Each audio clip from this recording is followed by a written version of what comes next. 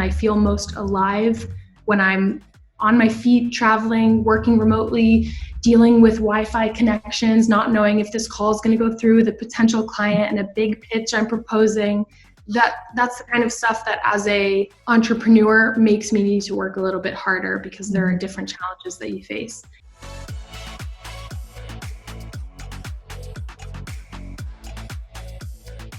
Hi, everyone, and welcome to Virtual Coffee Break with Bubble Up. My name is Lauren, and I'm here today with Alex Martinez. Alex is a full-time traveler. She is a full-on digital nomad, and she is running her own business from multiple continents every year, which is amazing. So welcome, Alex, and thanks for joining me for this little coffee break. Totally. Thank you, Lauren. Excited to be here. So you're in Buenos Aires, Argentina, and I'm guessing they probably have some awesome beverages over there. What do you drink? Okay. Yeah, I know it's a coffee break, but I'm actually bringing my mate in, which is like yerba mate. If anyone's ever seen that, it's usually like an energy drink back in the States you can find in Whole Foods, but it's these basically kind of green tea leaves, the yerba, and you put it in a mate. Yeah. This called the bombilla, the straw, and it's a fancy way of drinking tea. So for everyone watching, Alex is a really big advocate of remote work. So today we're going to talk about what it is that you're able to do remotely, why remote work is really efficient as opposed to maybe the standard office life, and how you kind of keep all of those moving pieces organized while you're on the go. And also how some people might be able to make a change to digital nomad life themselves if they're interested. I love those curious ones that are like, can I have this lifestyle? Is this realistic? Should I get rid of all my stuff and sell my house? Yes, you should. Yeah. Spoiler alert, you can. You're your own boss over there. So you've started a marketing agency on your own that you're able to run from wherever you have Wi-Fi, yeah? So my digital nomad remote worker journey and an expat journey is like 5.5 years now. And I finally feel this past year that I just figured it out. I used to just take any job that enabled me to travel, anything, whether it was working on sailboats, being an au pair in Paris, I did, working remotely for a corporate company and a travel company. And then I soon realized that I still wanted more freedom. I wanted to be my own boss. I started kind of slowly building up a following on Instagram and on my blog, doing this micro influencing stuff and seeing that, there was some potential in the social media sphere, just specifically outside of digital marketing, and that people were willing to pay me to build up their accounts and to handle their ads for them and create really niche keyword hashtags that they didn't want to spend the time researching. So once I saw the demand for social media marketing, I was like, okay, this is something that I'm out here doing anyway, blogging. I would be happy to do it for these people and start bringing in my own cash. Yeah. And that eventually led to me quitting my last full-time job and kind of going off on my own, started freelancing. And then the journey to opening up the actual agency was, the thought behind that was thinking more people would take me seriously if I came up and said, hi, I'm Alex Martinez, the CEO of Rebel Creative, instead of I'm just a freelancer. Yeah. Not that there's anything wrong with that. I mean, that was paying my bills, right. But I'm always trying to, push the limit and take it to the next level. Yeah. And thus, from that, the idea was born of being able to say yes to more clients and offer more services by hiring my friends.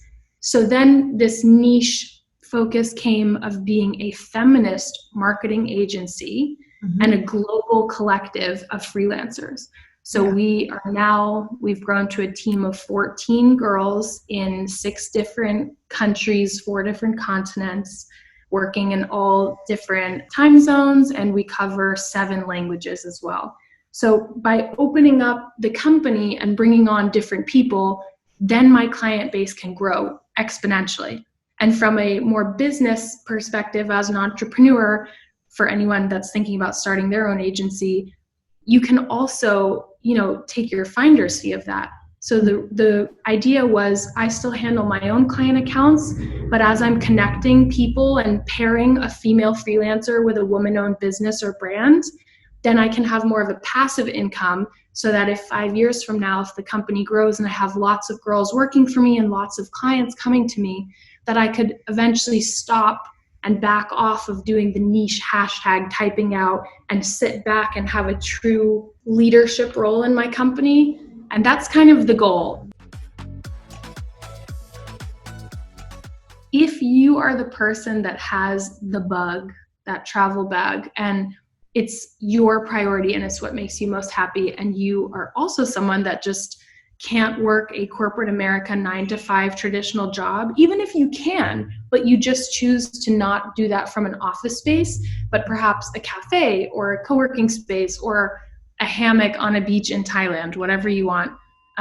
Working remotely is a very new business trend, an emerging business trend, because finally employers are starting to realize and acknowledge that it saves them time and money to outsource remote workers. Yeah. I mean, you're cutting totally different kinds of costs for them from an employer standpoint. But it's not just about that. It's actually psychologically about a better work output, because if Sally over here is not a morning person and extremely productive at nighttime and is one of those night owls that can write until 4 a.m, she's not going to be working with the same integrity if she's working from 9 to 5. By giving the worker that freedom to work when and where they're most productive from, that employer is going to see better results. And we as workers are like, oh my God, thank God I'm going to sleep in. I'm not a morning person anyway, and I'm going to work my ass off tonight.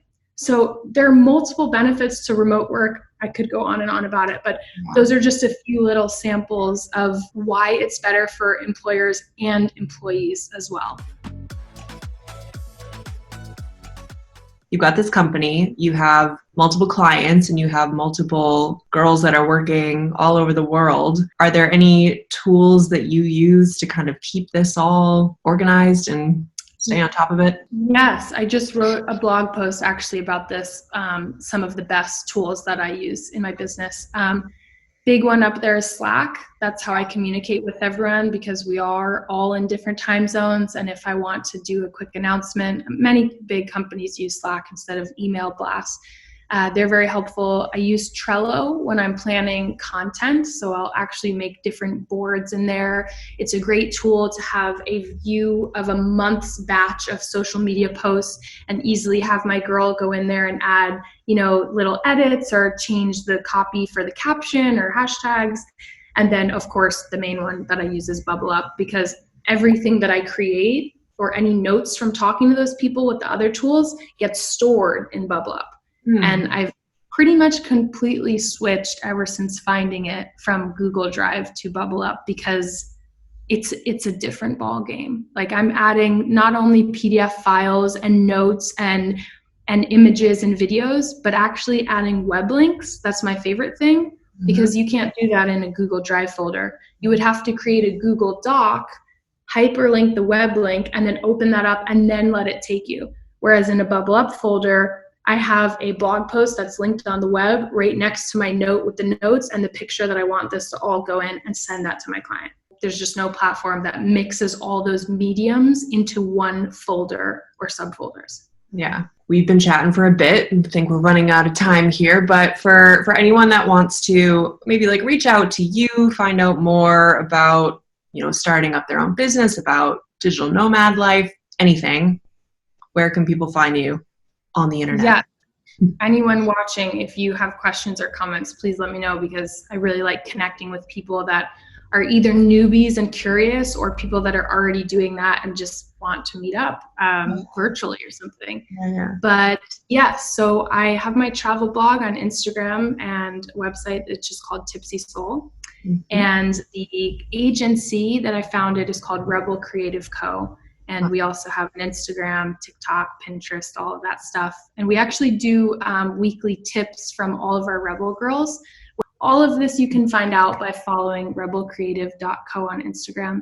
And for those, furthermore, who want to become a digital nomad and want a remote job but aren't finding them on LinkedIn or Glassdoor, I actually created a free Holy Grail to remote working guide, and it's pretty in depth, and I do include about 10 different job websites specifically for finding remote work.